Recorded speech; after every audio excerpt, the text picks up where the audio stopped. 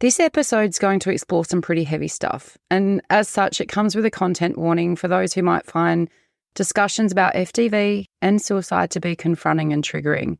But we don't shy away from tough chats here at Reimagine HR, and our organisations have a critical role as responders to what is, quite honestly, a national health and welfare issue. Family and domestic violence has lifelong impacts for victims, survivors and perpetrators. They might be your employees, they're also your customers. So what do you need to know, and how can we level up in our response? Welcome to Reimagining HR with Trina Sunday, the rule-breaking podcast where we challenge our thinking and our current people practices. This podcast is for time-poor HR teams and business leaders who are feeling the burn, lacking laughs and not feeling the love. I'm Trina, your host, and I'm here to cut through the BS, explore different ways of thinking and create high-impact HR functions, because happier, healthier organisations are better for our people and our bottom line. So if you are keen to flip traditional HR on its head, hit the follow or subscribe button so you're the first to know when new episodes drop. I'm here to help and also to shake things up. So let's get started. By definition, family domestic violence is abuse occurring within a family or domestic setting, right? So traditionally, employers have held the view that if it didn't happen in the workplace, then it's not a work issue. We can't get involved in everything, Trina, otherwise where will it end? I think COVID and remote and hybrid work's been challenging a lot of our perceived boundaries between work and life, to be honest. Most conversations are now coming from a place of compliance, not compassion. This is a human issue. We hire humans, we work with humans, and we serve humans. If we led with humanity over compliance, the world would be a better place, just quietly. And I don't know at what point being a good human or caring about humanity became part of the warm, fuzzy remit that HR somehow gets carriage of and the label for. We should care because it affects millions and it's leading to severe physical, emotional and social consequences, right? And it costs loads. Depending on your sources, violence against women and children will cost the Australian economy about 14 to 16 billion a year. Billion. But it's the human costs that will never be truly realised though, right? The cost to your people. And if you're a victim survivor, your personal cost. It's a debt you'll never ask for, and I'm so sorry for your pain. I want better support to be available for you and for others, hence this podcast. Family and domestic violence in Australia affects a huge portion of the population, with over 2.7 million, I think it is, around 27%, having experienced FTV since the age of 15. And Mission Australia says that it's around 1 in 6 women or 1 in 16 men have experienced violence from an intimate partner. Others quote that to be 1 in 4. But the impact's much broader. Like, it's a major cause of homelessness, and our children are deeply affected. The stats highlight the urgent need for effective support systems, right? Well, I feel like they do. And a need for intervention strategies to protect and assist victim survivors of FTV. For some of you, your organisation might work in this space, providing invaluable support services to victim survivors, and kudos to you and your organisation for striving for this change. Your services are so needed. But for others, working in typically unrelated industries, we don't always see the connection and what support might look like and why it matters. So when you're sitting in your next team meeting, think about the stats. As a dozen or so of you sit around that meeting table having very insightful conversations, I'm sure, or sharing a coffee, like 2 of the colleagues sitting beside you might be going through one of the toughest times of their life, and you wouldn't even know. You know, domestic violence, it comes in all forms, all shades, right? You know, there's the physical hitting and slapping, you know, emotional, the manipulation, the intimidation, the financial in terms of controlling finances, restricting access to money, sexual, rape, forced sexual acts, and social abuse, isolating people from family and friends. And even just recognising these can aid in supporting victim survivors effectively. You know, back in the day, in my parents' generation, they were just in an unhappy marriage. No, that's not what was happening behind those closed doors. And we've got generational impacts that have come out of that, and we know better now. But even as someone who's somewhat informed about this topic, The learning I've gleaned since joining the board for the Centre for Women's Economic Safety is humbling, to be honest. One of the most valuable and unique aspects of what founder Rebecca Glenn's done through CWES is around the Lived Experience Advisory Panel. Everything they do is informed by the voices of victim survivors, and it's game-changing. Now, I am not a victim survivor, and I got challenged recently when I made some vocal comments about us needing to do more to address FDV in Australia. And I was challenged around, well, if you're not a victim of FDV, who are you to show up in this space? But it's like, but if not me, who? It's not for victims to fix the problem, right? It's the same conversation I have around gender equity and bridging the pay gap. It's not a problem for women to fix. And so what we have to do is, this is on all of us. It's allyship in action. And that's what this episode's all about. Inside Exchange have pulled together some of the most phenomenal resources in this space that can help. And I'm going to provide links to every single thing I mention in this episode in the show notes, along with references for any stats I might randomly pull out, because I do kind of speak off the cuff, right? And stats change, but I will make sure that I go back and find the numbers that I might be talking from. But Inside Exchange, you've got this really cool guide. It's a guide to uplifting workplace responses to domestic, family and sexualised violence. And they call out the fact that there's no such thing, there's no such place as referral island. There's no such place as referral island, everyone. Responses are more than referrals. Your EAP card is not going to cut it on this one, team. It's just not. And our workplaces are so well placed to provide timely and significant support to victim survivors of domestic, family and sexualised violence. But we need to develop our understanding and readiness to respond in ways that uphold dignity and build on safety. And I don't say build safety or ensure safety, build on. It's a curve. It's a slippery curve, and we can only work to improve it all the time. Because after all, it might be the first, only or last time a victim survivor reaches out. So every response matters, and there's no one preference or path for support. Every responder, you, the community and industry matters. Oh my God, panic stations, what the hell are we meant to do? What the hell are we meant to do? And this is where people get uncomfortable, right? It's like, yes, I see the human pain. I know that I want to do more to help, but I don't know what to say. I don't want to get involved. It's none of my business. It's our business, team. It's our business. The social and economic costs alone make it our business. But our workplace responses to employees, contractors, volunteers, they're so important for many reasons, right? Including giving the victim survivor a sense of self, ensuring they've got social connection and safety. Importantly, though, it's having an income that supports their economic safety. And that means keeping more options on the table while they consider their future. And often, being at work can be the safest place to be. And let's be honest, most of us can't wait to get the hell out of there at the end of the day. We're working to improve that. But, for some who are going through this hardship at home, being at work is their safest and most normal environment to be in, because it's a more controlled environment that people just can't come in and out of. And in 2020, I think it was, because it was just around COVID, Inside Exchange released this paper, which, oh my goodness, it's a paper on experiences and perceptions of workplace responses to domestic and family violence. And spoiler alert, we haven't been nailing it. When victim survivors of domestic and family violence were asked what they'd most like us to influence about workplace respondents, the top three things were around people in the workplace being compassionate and non-judgmental. So, not pulling out the "why doesn't she just leave" card. Workplaces to provide more and better and more tangible support, not just give a card for the Employee Assistance Program, EAP. Here you go, you've got 6 sessions.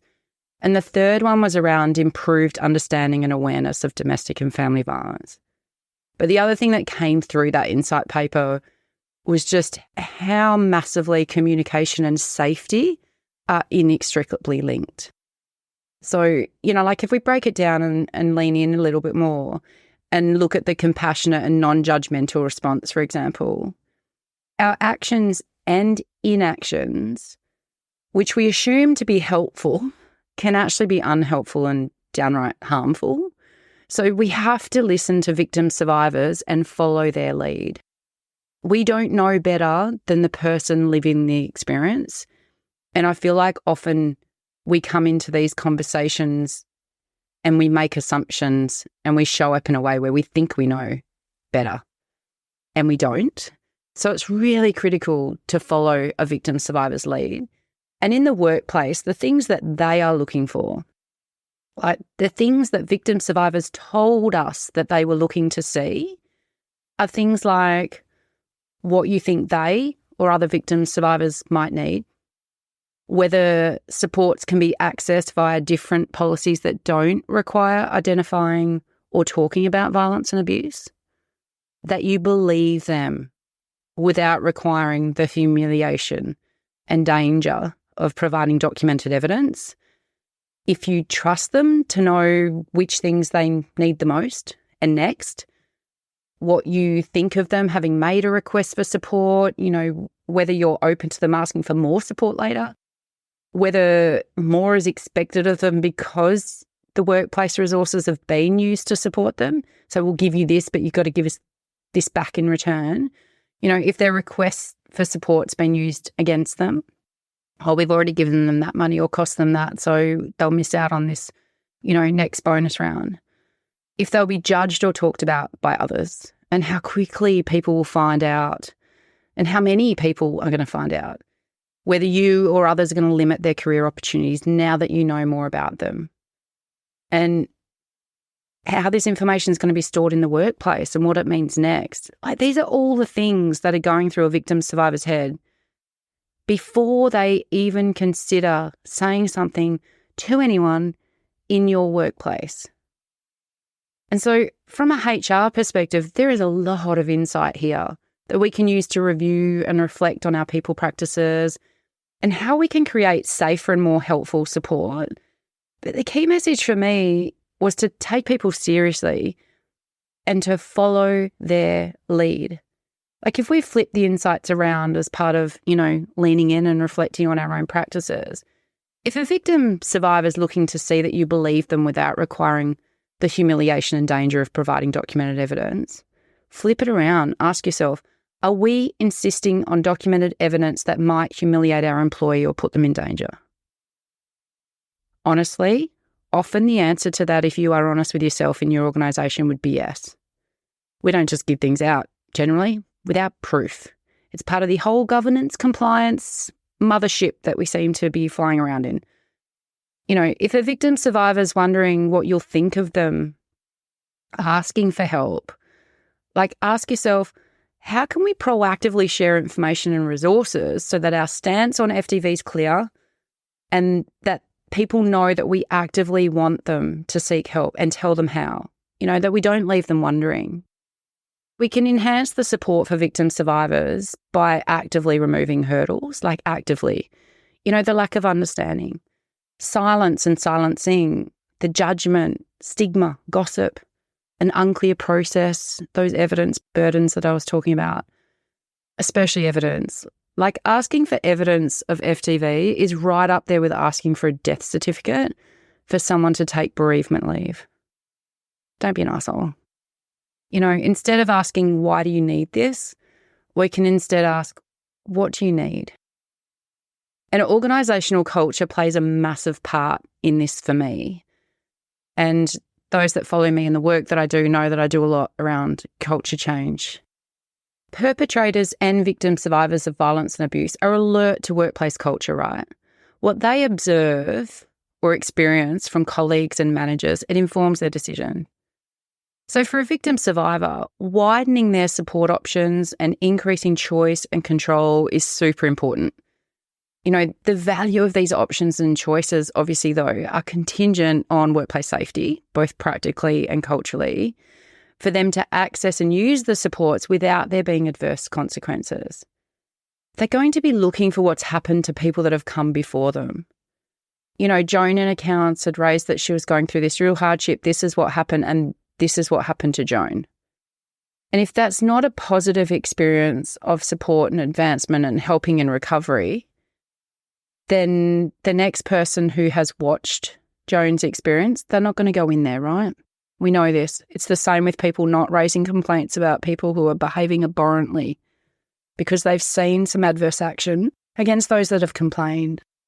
For perpetrators, working in a culture of silence about violence and abuse or a culture of silencing victim survivors, they can continue to use their control, their abuse and their violence undetected and without consequence. Perpetrators can thrive in avoidant cultures because there isn't the courageous culture to call them out and take action. And responding to perpetrators is a whole other story. And I think it's Our Watch. They've created some practical guidelines on workplace responses to staff who perpetrate violence against women.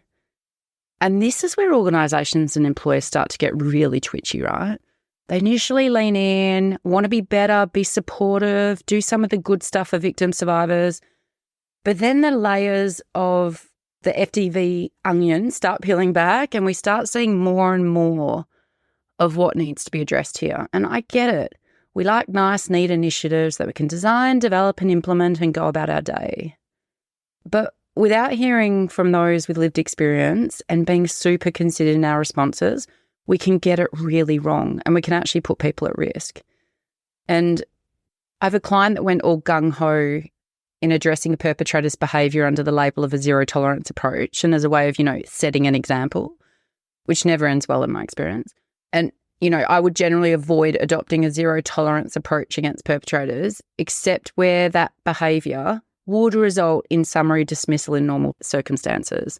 So, example, breaching workplace policies or codes of conduct. It's critical that we consider the position of victim survivors before an employee is terminated for perpetrating violence against women, because the outcome could have detrimental impact on her safety and well-being. Could be the final straw, flick a switch, things go terribly wrong. So we have to be really considered in our response. And again, follow their lead.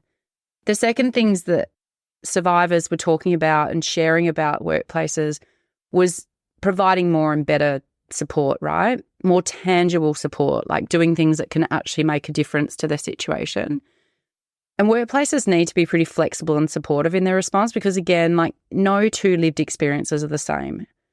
And what victim survivors need today might actually be different to what they need tomorrow. And there's many support options, with options being the key here, right? So items on the options menu could include things like, a victim survivor changing their work location, having access to prepaid or work-funded mobile, no records about domestic, family or sexualised violence being kept without their express permission, alternative mail or email or phone numbers, things like that, and access to secure parking, securing off or restricting access to staff areas, giving people more flexible lunch breaks or, having them change or vary their work or start time or changing their work hours, giving them the scope and the grace for some unpredictability in their work patterns because that's what they need to be safe. Giving adjusted or alternative duties that might have people working in the back and not on the front line for a short period or, things like that. Having a safe place or a private place just to make calls. This was such basic things, right? Similarly with a separate computer to look up information, especially now with hybrid, if people have a work laptop that they are then taking home, if they only have one device between work and home and it's one in the same, then a perpetrator could be accessing that computer. So having a separate work computer or separate spaces in your organisation or your workplace that people can access can be really helpful. But also same with a place to secure documents or safe lockers for storage of personal items. I mean, we've created some pretty amazing storage for the Lycra Brigade just quietly in our car parks. So I'm pretty sure that we could be doing some really awesome things around just having storage lockers there. They're self-accessed. It's pretty discreet. You're in the car park, and who cares what they're for? People might be using them for all sorts of things, right? Again, no assumptions. But there's also the more tangible things around access to emergency funding, access to pay in advance or food vouchers, utility vouchers, that kind of thing, or helping people to separate their pay. So maybe this bit goes into the joint account, but this extra bit's being siphoned away. So they're starting to build some reserves. And resources toward career management and progression.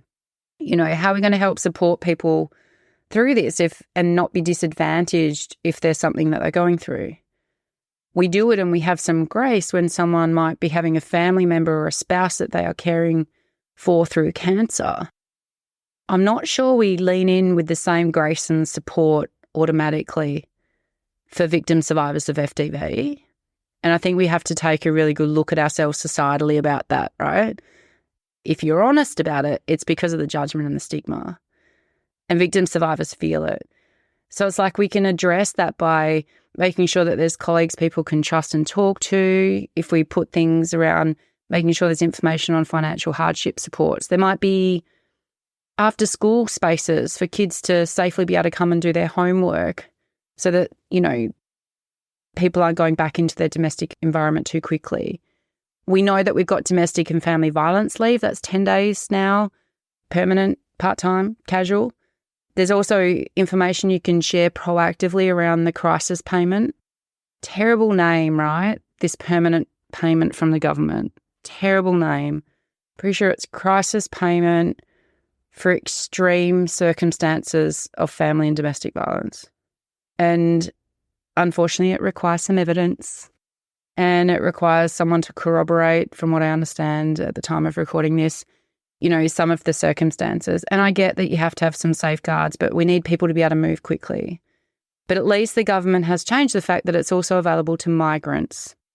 And before it wasn't. So if you went on the right visa category, and this is where intersectionality comes in, if you're a victim of domestic, family or sexualised violence, but you're not an Australian citizen, well, we're just going to leave you stranded, right? Just suffer over there because you don't fit the criteria of humans that we help.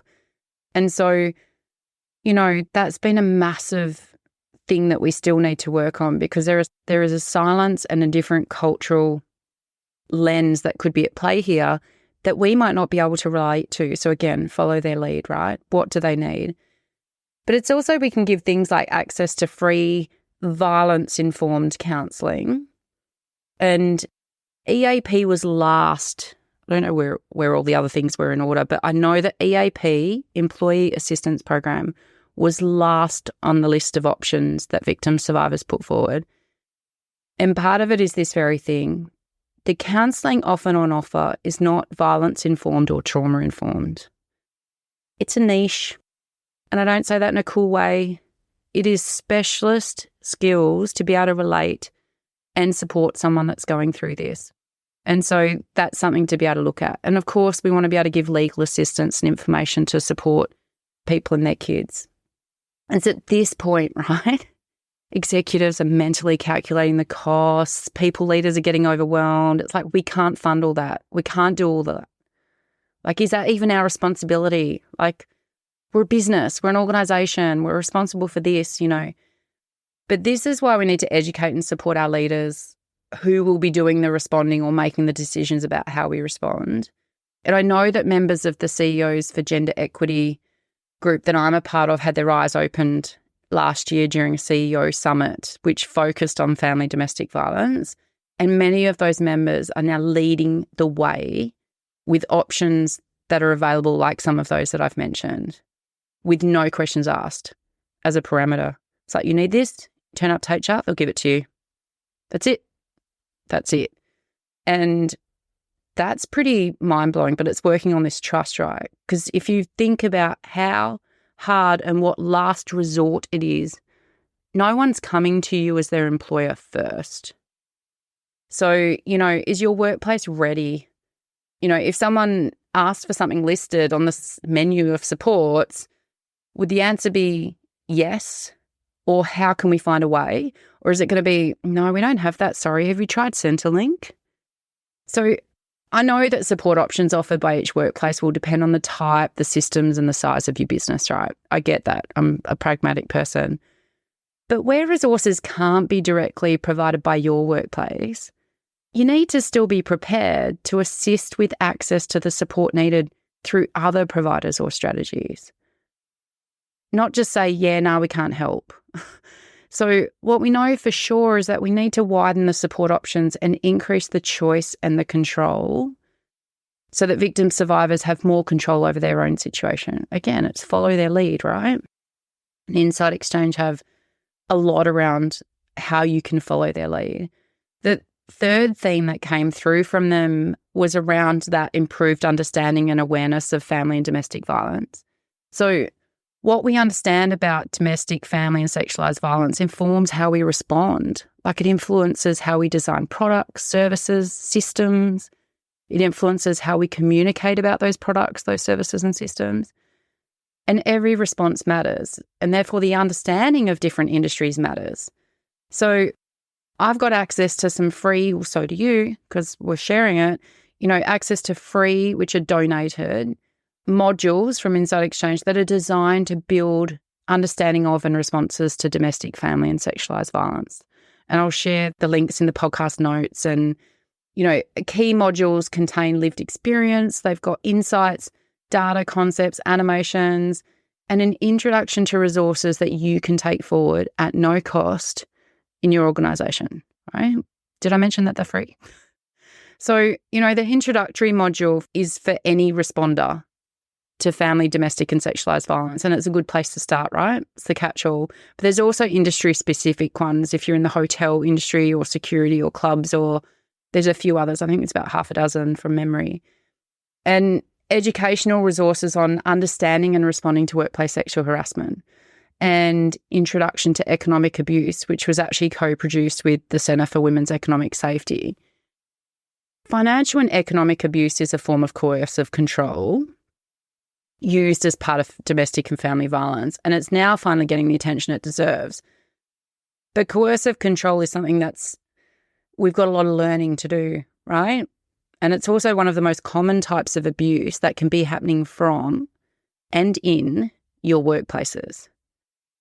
Yet people aren't walking around your workplace necessarily physically assaulting people, but the coercive control that might come from a domestic or family setting often is played out using your tools, your phones, your computers, your tools, your ICT equipment, because then it's not traceable to their personal equipment. So we've got a responsibility because it's kind of happening in our work time. It's happening through the behaviour of people that work for us. And do we want those people working for us? So when we know more, we can respond in a more informed way, right? Learning about FDV, understanding what it looks like, what a good response looks like, it can give you the tools to respond meaningfully. And in doing so, you can change or even save, without being dramatic, a life. Like in my early career, I worked in an organisation that had a series of attempted and successful suicides. And it was confronting, like traumatic. Oh, my heart's beating. My fitness watch is telling me to breathe. People felt helpless. Like I felt helpless. Like I was the head of HR and that period was very difficult, personally and professionally, right? But one of the things that came out of that was I went through suicide prevention training.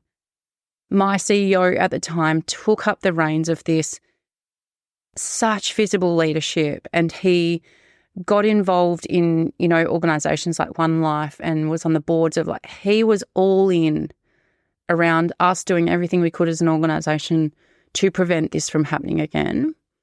And our organisation was proactively communicating with people about mental health and suicide prevention long before, Are You OK Day or Mental Health First Aid were core initiatives in our workplaces. And that education and knowledge has come with me for 20 years since, so powerful. But after launching this podcast, I've had three people reach out to me privately to say that the way that I responded to them when they were having suicidal ideation saved their life. I had no idea. I had no idea. And I'm still processing it, to be honest. But that's the power. That's the power of giving people the information. Giving people the tools, give them the guidance so they are equipped to respond well. And this is how we can shift the needle in terms of how we're showing up in this FDV space for victim survivors. Being in a position to support them, to respond well, meet their needs, and help them get out of their situation. And we know that communication and safety are inextricably linked. Like in a HR context, we know that for sure. Like proactive communication can build on safety.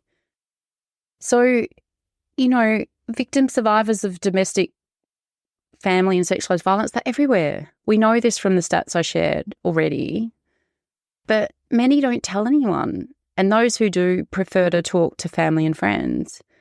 And in workplaces, employees are also the family and friends that someone might talk to. So if close to 50% of victim survivors don't tell anyone about the violence and abuse they're subjected to, their silence doesn't mean that they don't want or need access to information and options. So your proactive communication really matters, and we may never know the full and enduring value of making information and reflection material available to your readers. Just like I didn't know the value of the information I was sharing with my colleagues who are wrestling with the black dog. So if organisations could consider one practical thing, I want you to consider many of the things I've mentioned probably, but as a starting point, as a bare minimum, one practical thing to support victim survivors of domestic, family and sexualised violence, it'd be to have a look at your good old intranet. And I'll share a link to Inside Exchange's workplace intranet content guide, I think it's called, but it's a guide for here's what you put on your intranet, people. It's all there for you. Like, it's ready to go. Like, the whole thing is there built with links and information. All you've got to do is customize it. And then you can go through, a further deep dive and get people involved and continue to refine it, but at least get a core suite of resources there for your people. And not everyone's the same. So different readers need different things. There'll be some information on there that's for everyone, any employee, anywhere, any industry. But then there's information that would be on there that's talking to your employees, so they know your organisation, how you fit into the FDV ecosystem. So what I mean by that is not just as an employee, but as a customer, as a member of the community or the economy, what your stance is, the relevant policies, your support FAQs, and any messages from your CEO or your leadership team. But you also need information on there for perpetrators. And this is often forgotten, right? Like, if we can address the behaviour of perpetrators and help them to get help, we are also stopping the problem. So perpetrators might be in your organisation and thinking about their controlling, abusive or violent behaviour and what their options are to get help. They're not going to ask you for it. No perpetrator is walking up in your organisation saying, "Hi everyone, I'm a perpetrator of family domestic violence. Do you have any support options for me?" That's never going to happen. But if we can give the support and the resources and the tips and the tricks and the not just referral island, remember, but have a response through the information we provide that's going to get them help, then that will help. And then, of course, we've got, our victims, those who are thinking about their relationships and the experiences that they're having of violence and abuse and considering their options. And those menu of options, that's where you would have options of what you can provide. That's where you'd be sharing it with people. But then there's a whole section on your intranet for responders. So this is people thinking about what they might say or what they would do in response to colleagues, family, friends, contacts. Like, FYI, the last person that spoke to me about their FDV experience was sitting next to me on a bus. A, I never catch the bus. And secondly, I don't really like talking to people on a bus or an airplane. And then I'm not walking around with a shirt that says I'm really open to chatting in this space, but when we connect with people, eye contact, a smile, when we're connected as a community, that's where we create the spaces, right? And I was able to share with that person things I'd heard, resources I'd heard were available. Now, I don't know what's happened with that lady, but I do know in that moment I gave her something where I could have just been shut down and given nothing. To the organisations who want to be silent on FDV, I would put it to you that your silence is pretty bloody loud. It's probably deafening to your existing employees, to be honest. Like, there's no fence to sit on with this. Like, there's no neutral standpoint, you know, and to those who are boldly providing vocal and proactive support, the talent pool sees you. They want to work with you. And those who are not stepping up to focus on the human aspects of their human resources, well, you'll be left behind. It's attraction retention 101. To those listening, no matter how you're coming into this conversation, you know, what you do next is important. Responses to victim survivors of violence and abuse can be transformative, helpful, unhelpful, harmful, or complicit. We are all responders. But my question is, what kind of responder do you want to be? By creating supportive workplaces, we can fundamentally transform the lives of victim survivors of family, domestic and sexualised violence for the better. Imagine that. Before you go, I'll be including a significant number of resources in the podcast notes for this episode to help workplaces improve their responses to family, domestic and sexualised violence. But there'll also be resources and references that can help you if you are experiencing abuse.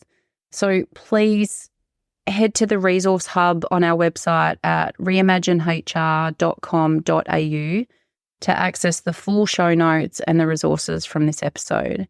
And if you're an exec or HR leader wanting to talk about how your organisation might be able to level up in your response to family, domestic and sexualised violence, then I'm here to help. I'm here for that conversation, and you can contact me via LinkedIn or via the website contact form at reimaginehr.com.au. 1-800-RESPECT is the National Domestic, Family and Sexual Violence Counselling Information and Support Service. And if you or someone that you know is experiencing or at risk of experiencing domestic, family or sexual violence, please call 1-800-RESPECT on 1-800-737-732 or visit 1800respect.org.au. Stay safe. Thanks for tuning in and leaning in to this week's episode as we look to reimagine how we show up for our people, organisations and community. Reach out to us via our website at reimaginehr.com.au with your HR horror stories or suggestions of people you'd love to hear from or topics you want to explore. It's all about people, purpose and impact, and we are here for all of it. Until next time, take care, team.